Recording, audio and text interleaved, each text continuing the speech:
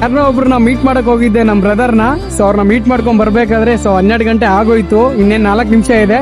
So ಇದು Hebbal bridge ಹತ್ರ. So ನನ್ನ ಗಾಡಿ ಪಂಚರ್ ಆಗೋಯ್ತು ಗೈಸ್, ನೋಡ್ಬೋದು ನೀವು, ಫುಲ್ ಪಂಚರ್ ಆಗೋಗಿದೆ. ಸೊ ಈ ಟೈಮಲ್ಲಿ ನೈಟ್ 12 ಗಂಟೆ ಆಗಿದೆ, ಯಾರು ಆಗ್ತಾರೋ ಇಲ್ವೋ ನನಗೆ ಗೊತ್ತಿಲ್ಲ. ಬಟ್ ಇಲ್ಲಿ ಹೆಬ್ಬಾಳ ಹತ್ರ ಇರೋ ನನ್ನ ಫ್ರೆಂಡ್ ಒಬ್ನು ಇದ್ದಾನೆ. ಸೊ ಅವನಿಗೆ ನಾನು ಫೋನ್ ಮಾಡಿದ್ದೀನಿ, ಮಗ ಈ ಥರ ಗಾಡಿ ಪಂಚರ್ ಆಗಿದೆ, ಸೊ ಹೋಗಕ್ಕೆ ಆಗ್ತಿಲ್ಲ ಅಂತ ಒಂದೇ ಮಾತು ಹೇಳಿದೆ. ಒಂದೇ ಮಾತಿಗೆ ಬ್ರದರ್ ನಾನು ಬರ್ತೀನಿ, ಒಂದು 5 ನಿಮಿಷ ಇರಿ, ಎಲ್ಲೂ ಹೋಗ್ಬೇಡಿ ಅಂತ ಹೇಳ್ದ.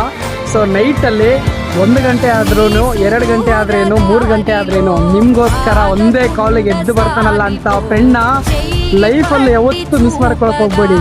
Very very important. ಸೊ ಅಂಥ ಫ್ರೆಂಡ್ನ ಜೀವ ಇರೋವರೆಗೂ ಜೀವನದಲ್ಲಿ ಚೆನ್ನಾಗಿ ನೋಡ್ಕೊಳ್ಳಿ.